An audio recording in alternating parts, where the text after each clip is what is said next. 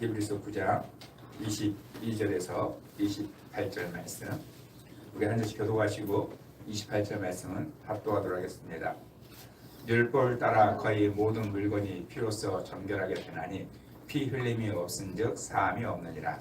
그러므로 너희는 모형을 이런 것들로서 정결하게 할 필요가 있으나 하늘에 있는 것들은 이런 것보다 더 좋은 것으로 할지니라. 그리스도께서는 참 것의 그림자인 손으로 만든 성소에 들어가지 아니하시고 바로 그 하늘에 들어가사 이제 우리를 위하여 하나님 앞에 나타나시고 대제사장마다 다른 것을 피로써 성소에 들어가는 것 같이 자주 자기를 이루어 안녕하시니 그리하면 그가 세상을 창조한 때부터 자주 고난을 받았어야 할 것이로되 이제 자기를 단번에 제물로 드려 죄를 없이 하시려고 세상 끝에 나타나셨느니라.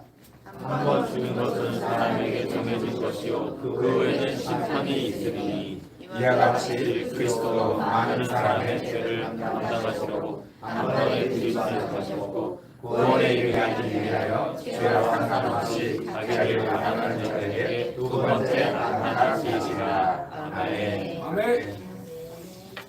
정말 하나님께서 우리를 사랑하여 주시고 지금 우리와 함께 해 주신 줄로 믿습니다. 네.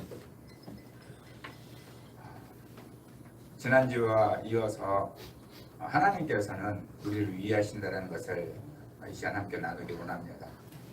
그래서 우리가 이제 신앙생활을 좀 하고 하나님을 섬기고 하면 되면 우리 마음속에 하나님을 위해서 살아야지, 주님을 위해서 살아야지, 이런 마음을 갖는 것은 사실 당연한 것입니다. 왜냐하면 내가 알게 되니까. 몰랐을 때는 하나님을 위해서 왜 삽니까? 여러분, 세상의 모든 종교가 그 신을 위해서 삽니까? 아니에요. 그 신이 나를 위해서 살아야 되는 거예요. 내가 이렇게 해줬으니까 당신 나에게 해줘야 된다는 것이죠. 내가 줬으니까 당신도 나에게 줘야 된다는 것이에요. 그게 세상의 논리가 되어져요. 그래서 내가 했으니까 당신도 나에게 해라, 이런 세상의 관점을 가지고 있는데 성경은 하나님께서는 우리와 상관없이 우리를 위하셨다는 거예요. 그래서 우리가 교회를 다니면서 말씀을 드리면서 항상 우리 마음속에 또 정말로 우리 뼛속같이 이 단어를 우리는 새겨넣어야 돼요. 하나님은 나를 위하신다. 아멘. 하나님은 나를 위하신다. 아멘. 이게 흔들리면 안 돼요. 근데 이제 우리가 살아가면서 또 하나님 앞에 여러 가지 기도 제목들이 있잖아요. 우리 삶의 환경들을 통해서 하나님 앞에 구하는 것들이 있잖아요. 근데 그런 것들이 내 안에 이루어지지 않았을 때 그럴 때 우리가 흔들리거든요. 그런데 아무리 그러한 것들이 되어지지 않아도 하나님께서 나를 위하신다. 아니, 하나님께서 나를 위하셨다. 이게 흔들리지 않으면 절대로 신앙은 안 흔들립니다. 신앙이 흔들리는 이유는 뭐냐면 사실은 우리의 환경이 변화되지 않아서가 아니에요. 단순하게 말하면 기도가 응답되지 않아서가 아니에요. 우리의 신앙이 흔들리는 것은 하나님에 대해서 흔들린 거예요. 아주 단순한 예인데 사실 저하고 제가 생각했을 때 제가 목회를 하면서 제일 친한 친구는 김인현 목사님, 또 이제 강영선 목사님, 이충훈 목사님이에요. 정말로 이제 보고 싶은 친구들이란 말입니다. 그런데 이제 제가 어렸을 때 학생 때 제일 친한 친구는 지금 광주에 살고 있어요.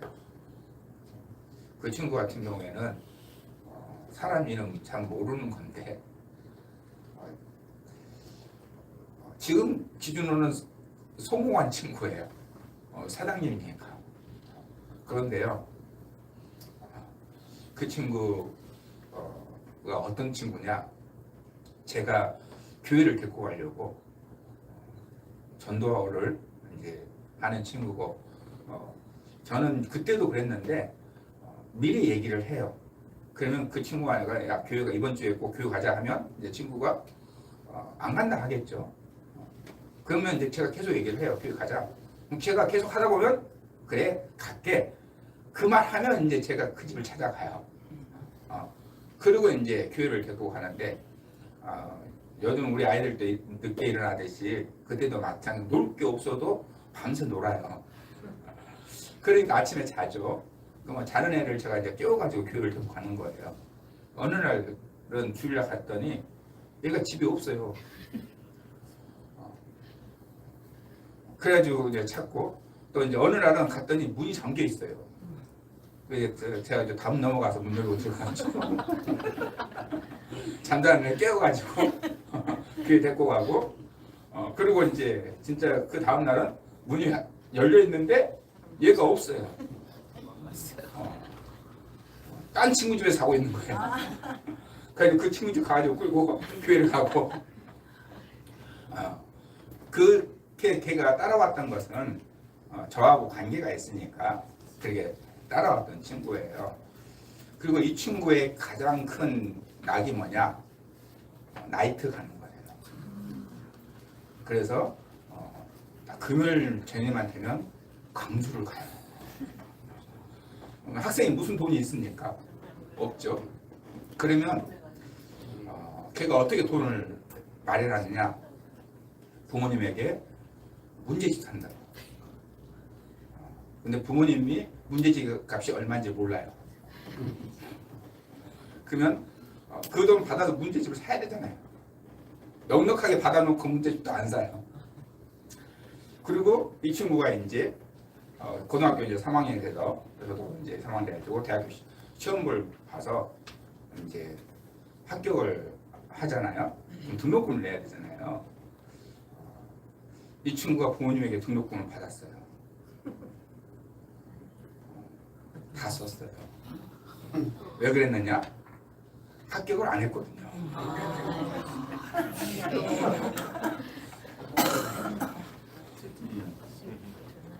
그런 친구예요.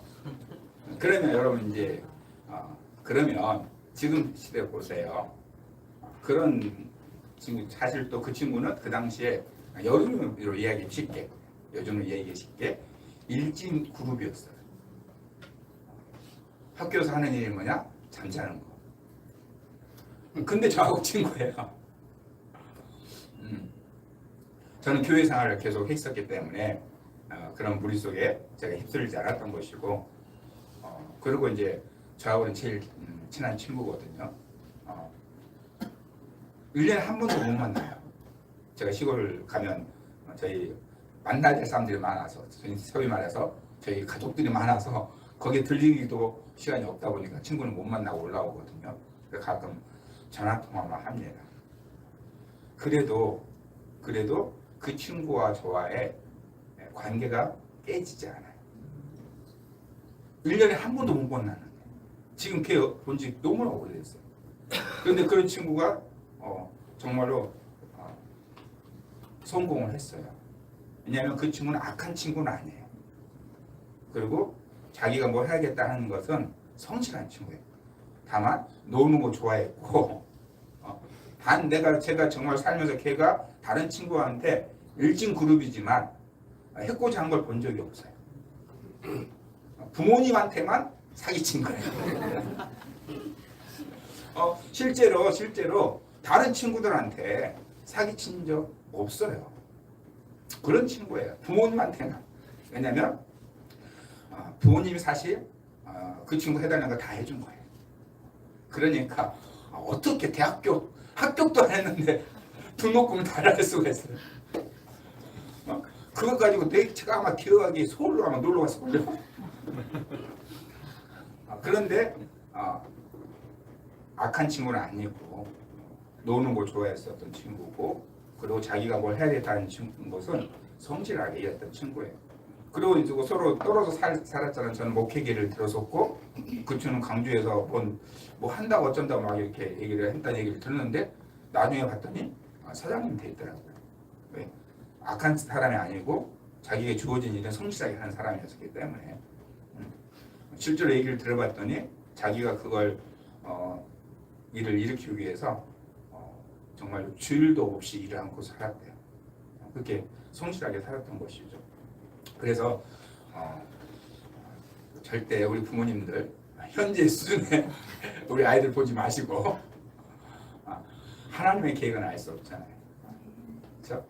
그 친구가 저하고도 이렇게 오랜 시간 떨어져 있어도 관계가 흔들리지 않는다는 것이죠. 전화 한 번 없어도 가끔 전화 와요. 가끔 1년에 한 번. 술 먹고. 술 먹었을 때 제 목소리가 듣고 싶나 봐요.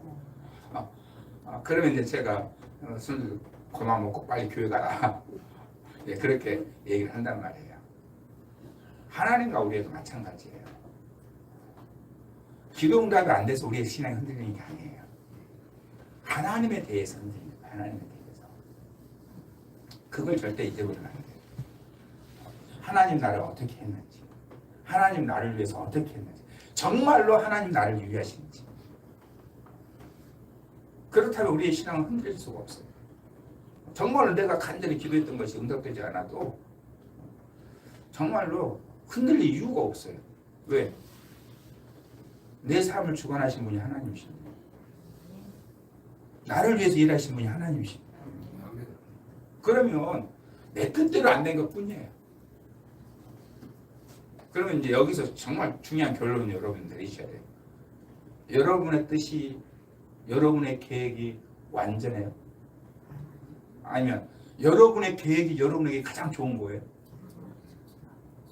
그러면 여러분이 하나님 의심해도 돼요. 하나님의 계획이 가장 완전하고 하나님의 뜻이 나에게 가장 좋은 것이라는 걸 믿는다면 우리는 흔들릴 이유가 없어요. 뭐 해야 되느냐? 그럼 이제 어떻게 해야지?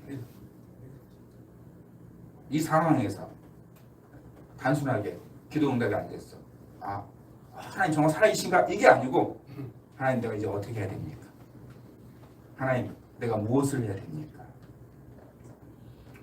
그래서 우리의 신앙의 근간은 하나님에 대해서 알고 있을 때예요. 하나님 어떤 분이신지, 정말로 하나님께서 우리를 위해 행하신 일이 무엇인지. 베드로전서 3장 18절입니다.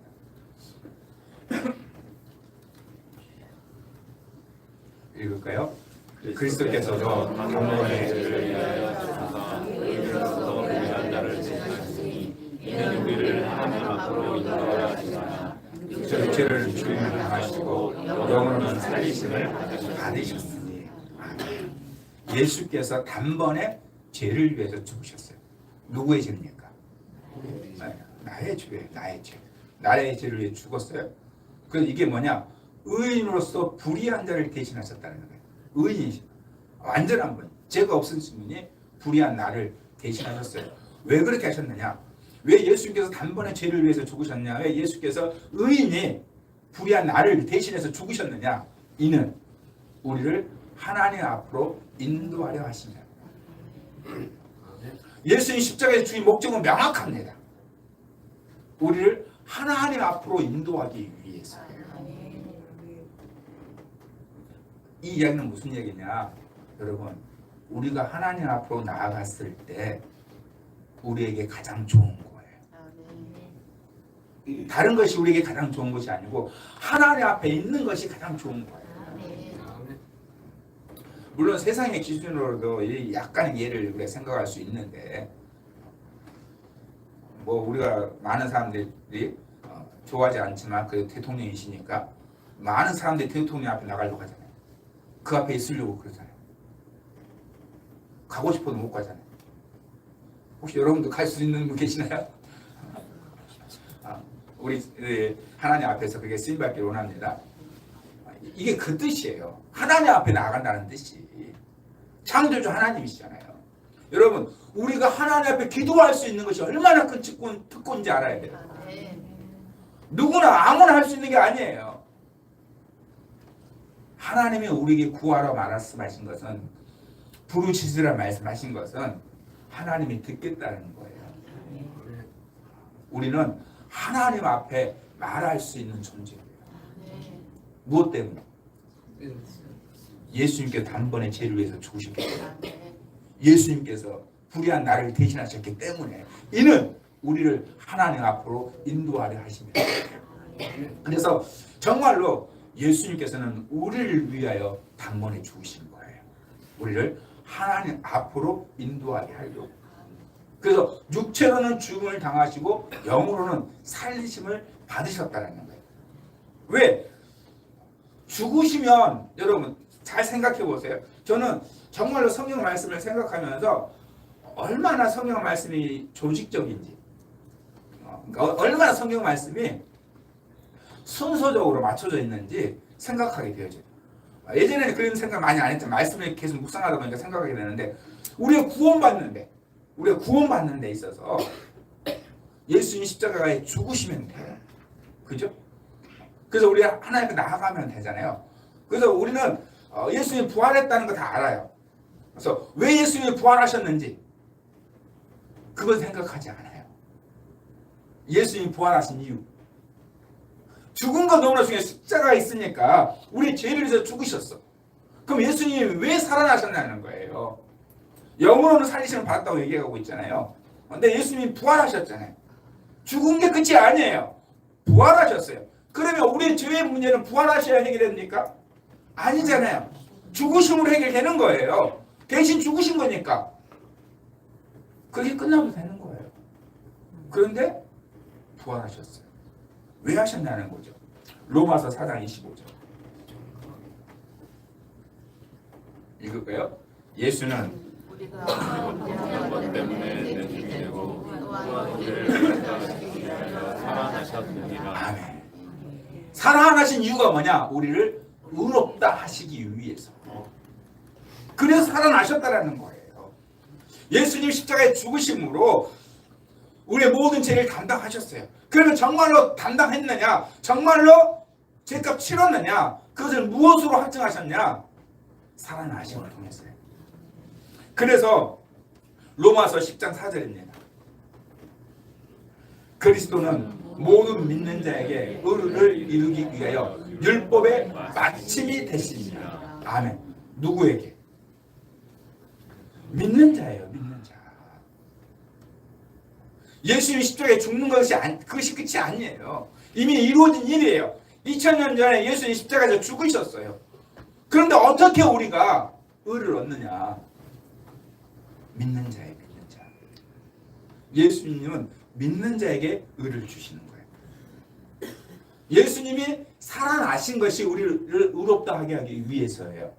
그런데 예수님이 살아났다고 해서 의를 이루는 게 아니에요. 누구냐? 믿는 자예요. 그리스도는 모든 믿는 자에게 의를 이루기 위하여 율법의 마침이 되신다. 이 마침이라는 단어가 텔로스라는 말인데 이게 한계, 결국, 결과, 종착이라는 뜻을 가지고 있어요. 그래서 믿음의 결국은 영혼 구원이라는 말을 했을 때 이 결국이라는 단어가 텔로스예요. 결국이니까. 그러니까 마침, 종착이라는 건 끝이라는 얘기예요. 율법의 을 끝냈다라는 거예요. 누가? 그리스도께서. 누구에게? 모든 믿는 자예요. 그래서 여러분 우리가 율법 지켜요? 안 지켜요? 율법 안 지켜요. 왜 안 지켜요? 여기서 여러분 우리가 중요한 것을 알으셔야 돼요.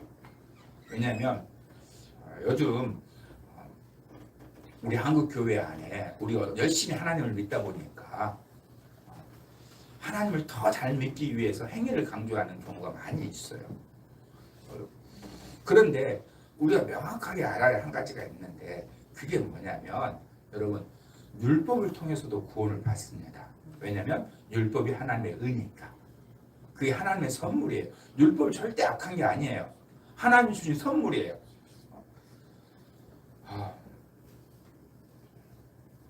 제가 또 예를 들 수밖에 없어요.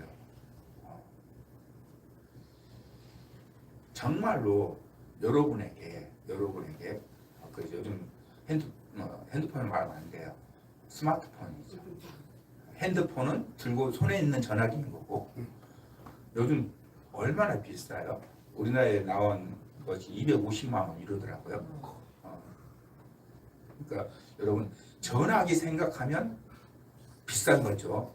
그런데 컴퓨터를 손에 들고 다닌다 하면 비싼 게 아니에요. 250만 원 돈이 비싼 게 아니에요. 그런데 여러분이 이게 지금 그 스마트폰을 사줬어요. 여러분이 사줘도 어떤 분들은 전화기로만 쓰세요. 그렇죠? 그러면 사주는 사람이 잘못한 건 아니잖아요. 그 전화기로 쓴 사람이 문제가 있는 거지. 그렇죠? 하나님이 우리에게 율법을 주신 것은 구원받으라고 주신 거예요. 그런데 문제는 우리가 못 지키는 거예요. 못 사용하는 거예요. 누가 문제가 되는 거예요? 우리 인간이 문제가 되는 거예요. 그래서 율법은 절대 악한 게 아닙니다. 율법은 하나님 주신 선물이에요. 그런데 우리가 그걸 사용하지 못하니까 얼마나 하나님 우리를 사랑하시는지. 다른 사람 같으면 뺏어버릴 텐데.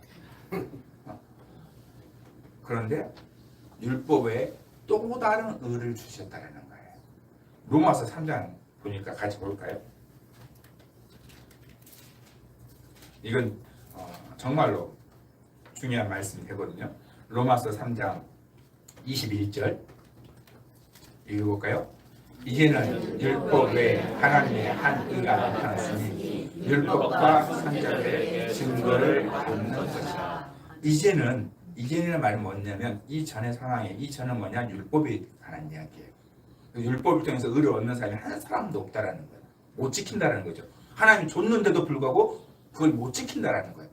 그러면 하나님 입장에서 내가 줬는데도 왜 못 지키냐? 내가 이런 말 써도 되나요? 왜 줘도 못 먹냐? 이렇게 하나님 생각하셔야 되잖아요. 근데 하나님 그렇게 하지 않았다는 거예요. 율법 외에 하나님 선물 주는 거 외에 또 다른 하나님의 한 의가 나타났다는 거예요. 이게 뭐냐? 24절 22절부터 볼게요. 22절 곧 예수 그리스도를 믿음으로 말미암아 모든 믿는 자의 믿음은 하나님의 의니 차별이 없는 예수를 믿음으로 얻는 하나님의 의라는 거예요. 24절 그리스도 예수 안에 성령으로 말미암아 하나님의 은혜로 값없이 의롭다 하심을 얻는 자 되었느니라. 아멘. 그러니까 여러분 말씀을 들을 때 여러분이 이 두 가지를 반드시 생각해야 돼요. 무슨 말이냐? 우리는 하나님 앞에 똑바로 살아야 돼요. 말씀대로 살아야 돼요. 이게 율법을 얻는 의예요. 근데 이게만 있는 게 아니라는 거예요. 또 다른 하나님의 의가 있는 거예요. 그 의가 뭐냐? 믿음으로 말미암는 의. 예수 안에 있는 성령으로 말미암아 하나님의 은혜로 값없이 의롭다 하심을 얻은 자 된 거예요. 두 가지가 있는 거예요. 우리는 무엇을 어떻게 해야 되느냐? 예수 그리스도를 믿어야 되는 거예요. 아멘. 그분이 나를 위해서 죽으셨다는 거예요. 그러면 우리는 의롭게 된 거예요. 이게 바로 율법의 마침이 되었다는 거예요. 율법의 끝이 뭐냐? 의를 얻는 거예요. 구원을 받는 거예요. 하나님 앞에 나아갈 수 있는 거예요. 그런데 우리가 율법을 통해서 하나님 앞에 나아가야 되는데 그런데 못하니까 하나님께서 우리에게 주신 것이 뭐냐? 그가 범죄함으로 내어줌이 되어져서 우리의 모든 죄와 저주를 담당하심을 통해서 나를 대신하여 죽으시로 말미암아 우리를 율법 대신 하나님 앞에 나아가겠다는 거예요. 그래서 그분이 죽으심으로 끝난 게 아니라 우리를 의롭다함을 이루기 위해서 다시 살아나셨다는 거예요. 부활하셨다는 거예요. 그래서 그리스도는 모든 믿는 자에게 율법의 마침이 되신다는 거예요. 이걸 우리가 믿어야 됩니다. 율법으로 따진다면 어떻습니까? 율법으로 따진다면 절대로 그 누구도 사하심 얻을 수가 없어요. 히브리서 9장 22절입니다. 율법을 따라 거의 모든 물건이 피로써 정결하게 되나니 피 흘림이 없으면 즉 사함이 없는 거예요. 피 흘림이 있어야 사함이 있다는 거예요. 그래서 정결 의식을 행하게 되어질 때 우술초를 뿌리기도 하고 또 하나는 바로 피를 뿌리는 일이 일어난 것이죠. 똑같아요. 세상에 있는 거나 똑같아요. 그런데 피를 뿌리는 순간 그것이 정함을 얻습니다. 깨끗해지는 거예요. 그래서 우리가 정말로 이제 하나님 앞에서 나아갈 수 있는 것이 다른 길이 아니에요. 깨끗하지 않으면, 거룩하지 않으면 하나님 앞에 나갈 수 없는 것이죠. 그래서 예수께서 피를 흘렸다는 거예요. 23절 말씀 볼까요? 그러므로 하늘에 있는 것들의 모형은 이런 것들로서 정결하게 할 필요가 있었으나 하늘에 있는 그것들은 이런 것들보다 더 좋은 제물로 할지라. 그러니까 정결하게 할 필요가 있다는 거예요. 그런데 더 좋은 제물로 있다는 거예요. 그게 뭡니까? 24절.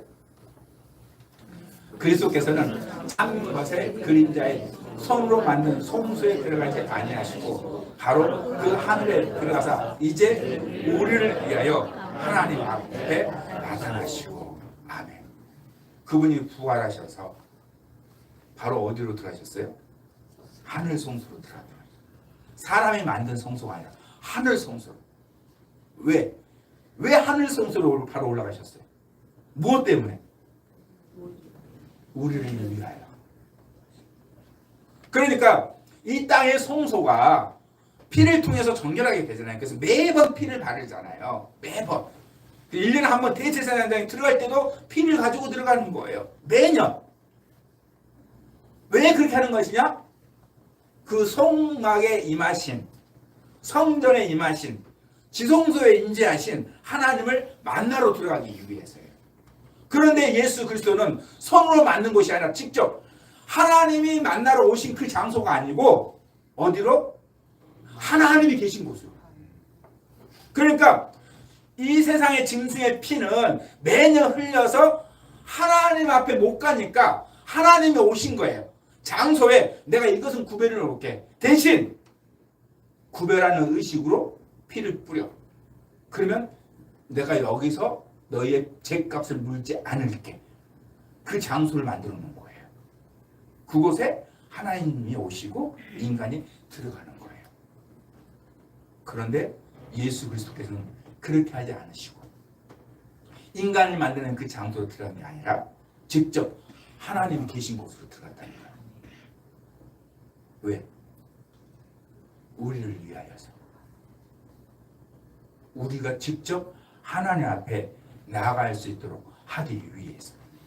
그 예를 더 구체적으로 설명해. 25절 볼까요? 대제사장이 해마다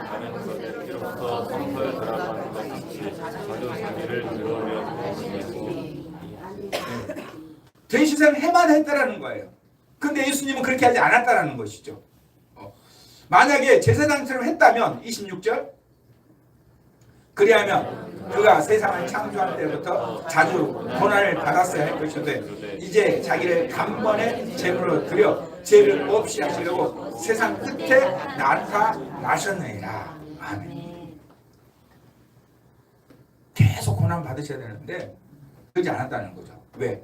단번에. 이 단번에라는 말의 뜻이 한 번이라는 뜻이에요. 한 번.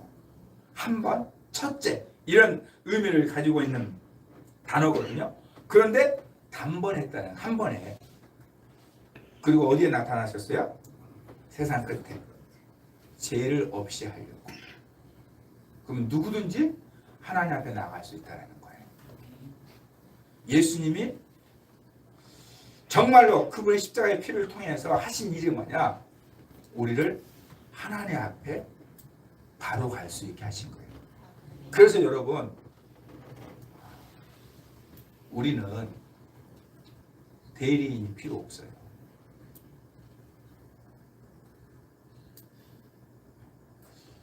여러분이 반드시 기억하셔야 돼요. 하나님이 쓰시는 사람이 있죠. 직분에 따라서 주의 종이라는 직분이 있고 평신도라는 직분이 있잖아요. 그건 뭐냐? 일을 위한 직분이에요. 하나님의 일을 위한 직분이에요. 그러나 하나님 앞에 나아가는 자는 대리인이 필요 없어요. 왜? 예수님이 그렇게 하셨으니까. 예수님께서 우리를 위하여서 하나님 앞에 직접 나타나셨으니까. 그리고 우리에게 우리가 하나님 앞에 나아가지 못하는 건 뭐 때문이에요? 죄 때문이잖아요. 그래서 죄를 없이 하려고 어떻게? 단번에 자신이 제물이 돼가지고 단번에 제물로 드려 죄를 없이 하시려고 세상 끝에 나타나셨느니라. 나타나셨대요. 그럼 이 세상 끝은 언제예요? 예수님 오셨을 때 2000년 전이에요. 그때가 세상 끝이라고 말하는 거예요. 죄를 없애서 하시려고 단번에 자신이 들이신 거예요. 세상 끝에 나타나셔서. 그러면 지금 예수님 십자가에서 단번에 들인 이유잖아요. 우리는.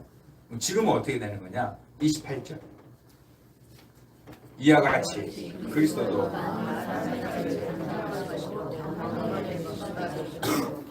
구원에 이르게 하기 위하여 죄와 상관없이 자기를 바라는 자들에게 두 번째 나타났습니다. 아멘. 많은 사람이 죄를 담당 단번에 드려졌어요.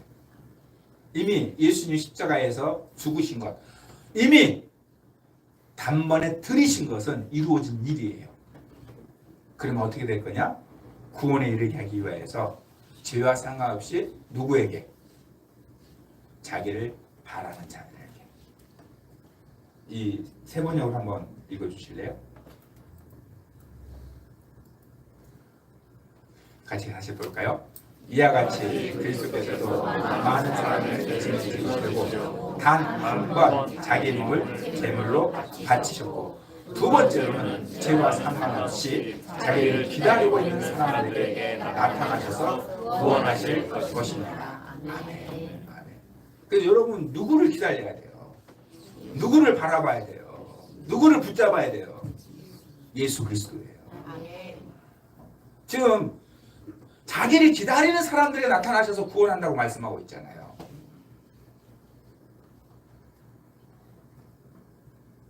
너무나 중요한 거예요. 우리가 하나님 자녀답게 살아야 돼요. 말씀대로 살아야 돼요. 구원받은 자녀답게 살아야 돼요. 그렇게 못 살아도 내 자식이에요.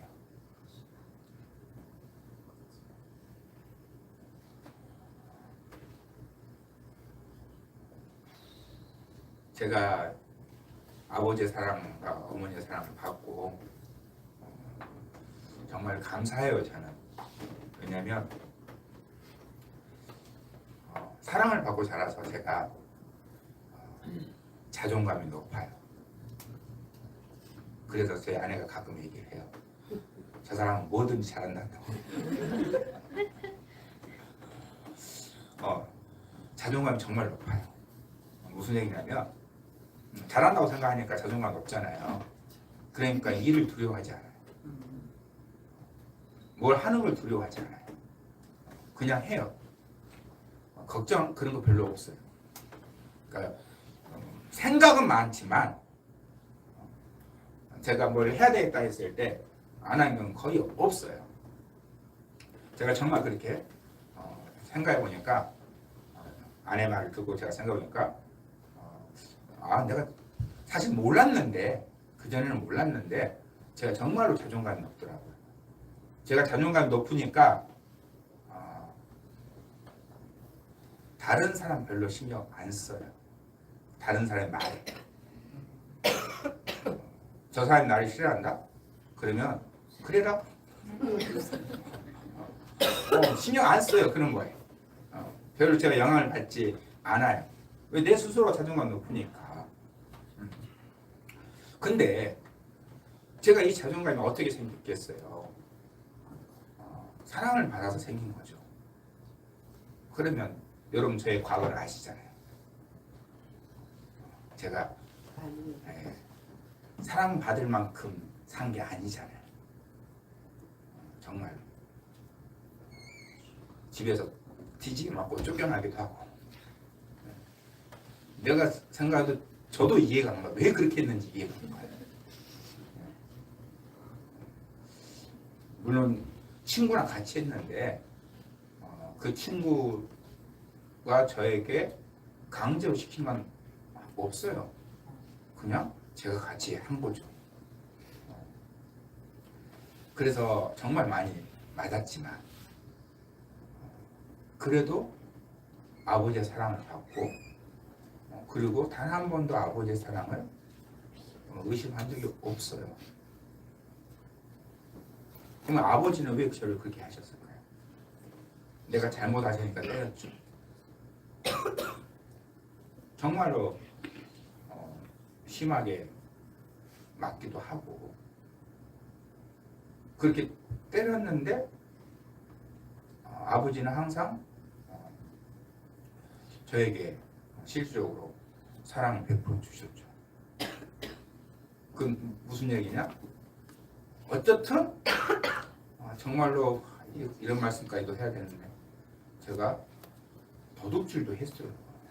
저희 아버지가 또 연세가 많으시다 보니까 이제 제가 이해를 하는데 아버지는 이미 제가 초등학교 때 노안이셨어요. 제가 10살 때 저희 아버지 한갑이었어요. 그러니까 제가 알았어요. 우리 아버지가 동전을 못 입는다는 거예요. 동전을 저한테 다 용돈이 동전만 필요하잖아요. 1,000원짜리 지폐를 줄 일 없잖아요. 우리 아이들 할지 모르겠지만 그때 뭐 라면 하나에 100원밖에 안 하고 이런 시대니까 5병증은 진짜 큰 돈이에요. 그래서 아버지에게 아버지 50원만 이렇게 하면 50원 주면 될 거 아니에요. 어느 날부터 50원을 동전을 딱 집으면 그냥 준 게 아니고 긁으시더라고. 아버지 왜 저러시지? 동전의 숫자를 못 보시더라고. 그래서 어떻게 했겠어요? 아버지 그거 50원짜리야. 그리고 100원짜리 가져가죠. 또 이제 저희 세대 많이 해봤을 것 같아요. 아버지 이제 장사를 하셨기 때문에 돈이 항상 있으시잖아요. 동전이 항상 있으시잖아요. 동전 얼마인지 세는 사람 없잖아요. 그래서 하나씩 욕심 부리면 이제 들키는 거예요. 2개 가져갔을 때 3개 가져갔을 때 그때는 이제 그것도 한 번에 3개 가져가는 게 아니에요. 하나 가지고 썼다가 와서 또 하나 또 가져가는 거지. 그래도 아버지는 한 번도 저를 자식이 아니라고 생각한 적이 없는 거죠. 자식이니까 데리고 살고 계시고 제가 고등학교 졸업할 때까지 부모님 어머니 안 계셨는데도 저를 한 번도 설거지를 안 시키고 그렇게 키우셨단 말이에요. 그러면 제가 공부를 잘했을까요? 저는 공부를 한 적이 없다니까요.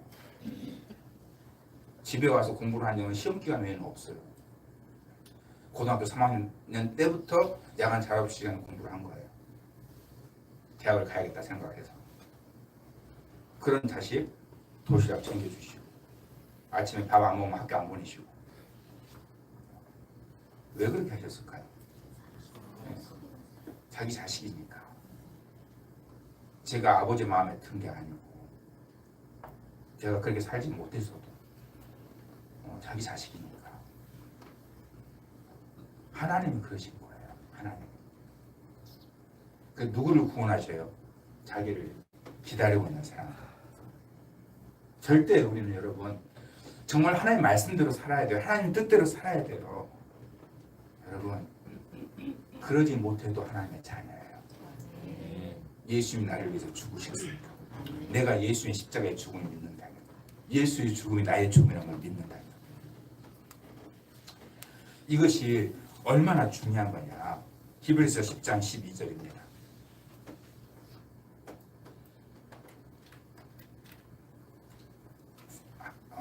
저걸로 보여주세요. 10장 12절일까요? 오직 그리스도는 죄를 위하여 한 영원한 제사를 드리시고 하나님의 우편에 앉으사. 아멘. 한 영원한 제사가 뭐냐면 한 번 영원한 제사를 드리시고 어디에 계셔요? 하나님 우편에 앉아 계셔요. 예수님은 죄를 위해서 죽으셨어요. 나를 대신하여 죽으셨어요. 죄값 치르셨어요. 그래서 죄와 상관없이 자기를 기다리는 자에게 구원을 주시기 위해서 계셔요. 어디에? 하나님 우편에 앉아 계셔요. 그리고 뭐하고 계시는 거냐? 13절. 그 후에 자기 원수들을 자기 발등상에 되게 하실 때까지 기다리시나니. 아멘. 지금 예수님은 기다리고 계십니다. 자기 원수들을 자기 발등상이 되게 하실 때까지. 그러면 이 이야기는 뭐예요? 지금 발등상에 되게 하실 때가 됐다는 얘기예요? 안 됐다는 얘기예요? 기다린다니까요. 된 거예요? 안 된 거예요? 아예 안 된 거예요. 지금 이 세상이에요. 지금 이 세상 누가 있어요? 사단은 존재가 있어. 예수 그리스도 원수가 있는 거예요. 근데 하나님 기다리고 있어요. 빨리 끝냈으면 좋겠는데, 빨리 우리를 구원하셨으면 좋겠는데 기다려요. 왜 기다리실까요? 아직 구원할 자가 있기 때문에. 우리는 구원받았는데 아직 구원할 자가 있으니까 구원할 자 다 수가 차길 때까지 기다리시는 거예요. 여러분 이걸 믿으셔야 됩니다. 예수님도 기다리고 계시다고요. 예수님도 자기 원수들을 사단을 발등상에 되게 할 때까지. 그게 무슨 말이냐면 이거 세 번역 볼게요. 13절 읽을까요? 그리고서 그는 그의 원수들이 그의 발 아래 굴복할 때까지 기다리고 계십니다. 그 당시에 전쟁을 해서 상대 국가를 점령을 하게 되면 그 나라의 왕을 뭘 삼느냐? 발판으로 삼아요. 이게 그 말인 거예요. 발등상을 한다는 게 발판이라는 뜻이에요. 그래서 그걸 밟고 그 보좌에 앉습니다. 그때까지 기다리고 계셔요. 근데 여러분 이걸 잘 생각해 보세요. 예수님께서 지금 사단을 정복해서 발등상 되게 못하시겠어요? 지금? 근데 기다리고 계시다고요. 무엇 때문에? 구원받을 자를 기다리고 계셔요. 14절 볼까요? 그는 거룩하게 되는 사람들을 단 한 번의 희생 제사로 영원히 완전하게 하셨습니다. 아멘. 아멘. 단 한 번의 희생 제사로 어떻게? 영원히 완전하게 하셨어요. 이게 예수님의 피예요. 하나님의 희생 제사예요. 세 번역 말고 우리 개역 개정으로 한번 볼게요. 같이 읽을까요? 그가 거룩하게 되는 자를 한 번의 제사로 영원히 온전하게 하셨네라. 아멘. 하나님의 말씀을 믿으세요. 우리는 온전하지 않아요. 우리는 여전히 죄를 지어요. 우리는 여전히 연약해요. 그러나 예수님의 제사는 단 한 번의 제사로 영원히 온전하게 하셨어요. 그러면 어떻게 해야 됩니까? 믿으셔야 돼요. 나는 여전히 온전하지 않아요. 나는 여전히 사단에게 연약해요. 그래도 믿으셔야 돼요. 왜? 하나님의 말씀입니까? 한 번의 제사로 영원히 온전하게 하셨느니라. 아멘. 그래서 여러분 하나님의 부르시면 후회가 없는 거예요. 왜? 완전한 제사니까. 온전한 제사니까. 후회는 누가 하는 거예요? 우리가 하는 거예요.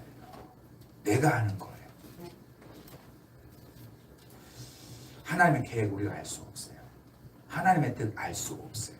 나는 지금 빨리 구원해서 하나님의 영광을 나타내면서 이 땅에서 살기 원하는데, 그런데 나는 여전히 연약하게 사단이 무너지는 내 모습, 그럴 때 얼마나 힘들어요. 그러나 예수님도 기다리고 계셔요. 예수님이 기다리는 자에게 구원을 주시기 위해서 죄와 상관없이 완전한 제사를 이루셨어요. 우리가 해야 될 것은 무엇입니까? 신실하신 하나님을 믿는 거예요. 신실하신 하나님을 찬양하는 거예요. 그분이 우리를 위하여 향하셨습니다. 여러분 오늘 말씀 통해서 정말로 여러분이 사람이 한 게 뭐가 있어요? 인간이 한 게 뭐가 있어요? 아무것도 없어요. 하나님이 예수 그리스도께서 성령님이 행하시는 거예요. 우리가 해야 될 거, 우리에게 요구되는 것 한 가지. 뭡니까? 믿는 거예요. 하나님 우리에게 요구하는 건 믿는 거예요. 신실하신 하나님을 믿기를 소망합니다. 아멘. 신실하신 하나님을 찬양하기를 주님을 축복합니다. 아멘. 우리 함께 기도하겠습니다. 진실로 한 번에 드려진 예수 그리스도의 영원한 제사를 믿게 도와주셔서 정말로 우리를 위해서 행하신 하나님을 믿게 도와주시고 신실하신 하나님을 찬양하게 도와주옵소서. 우리 함께 기도하면서 나아가도록 하겠습니다.